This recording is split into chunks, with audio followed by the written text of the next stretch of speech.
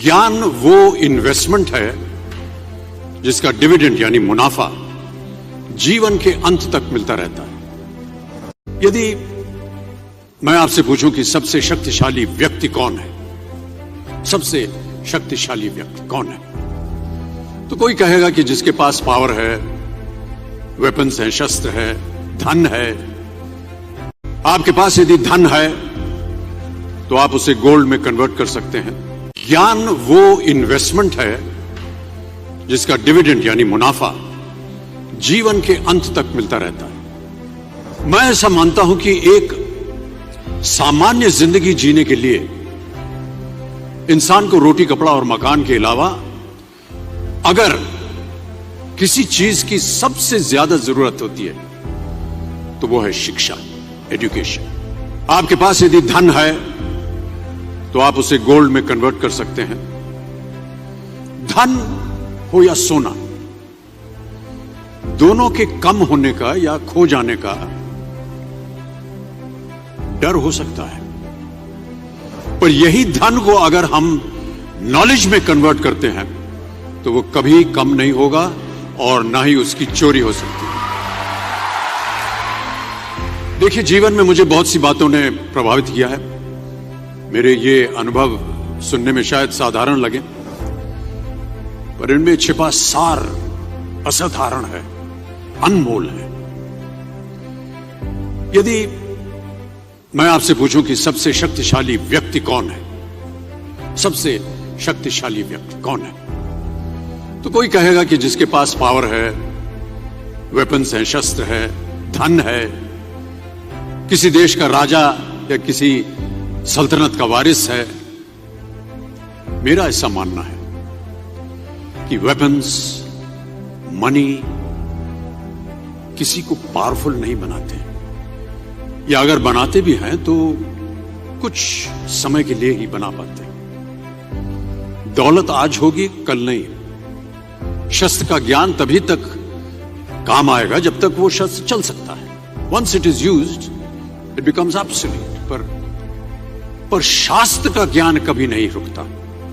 Knowledge can never be obsolete.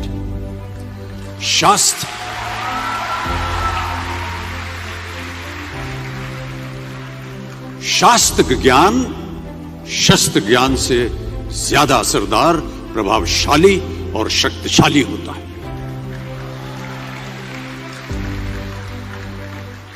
अब देखिए, एक राजा ने कितने राज्यों पर विजय प्राप्त की, कौन कौन से शस्त्रों का इस्तेमाल किया, कितने सैनिक थे, यह शायद आपको याद न हो, पर जीरो की खोज किसने की, बल्ब का आविष्कार किसने किया, राष्ट्रगान किसने लिखा, ओथेलो, मैकबेथ की रचना किसने की, ये आपको जरूर याद रहेगा।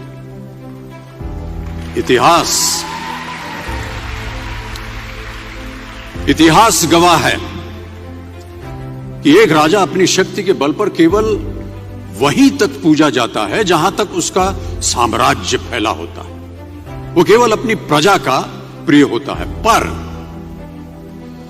अपने ज्ञान की कीर्ति फैलाने वाले Albert Einstein, William Shakespeare, Rabindranath Tagore सिर्फ अपनी जन्मभूमि में ही नहीं बल्कि पूरे विश्व में पूजे जाते हैं। संपूर्ण मानव जाति के लिए वो प्रेरणा स्रोत बनते हैं। ज्ञान का धनी व्यक्ति हमेशा ही सम्मान और आदर योग्य होता है, क्योंकि ज्ञान वो कवच है, वो शील्ड है जो आपके जीवन में आने वाली कठिनाइयों से आपकी रक्षा करेगा। फिर किसी भी शस्त्र की आपको आवश्यकता नहीं होगी। दो चीजें इंसान यदि अपने जीवन में एक बार सीख लेता है तो वो उसे कभी भूलता नहीं।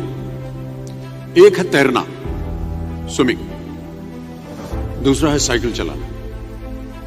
सालों बाद भी अगर आप इन क्रियाओं को करेंगे तो कभी भी इस बात की चिंता नहीं होगी कि आपको स्विमिंग करना या साइकिल चलाना याद है कि नहीं।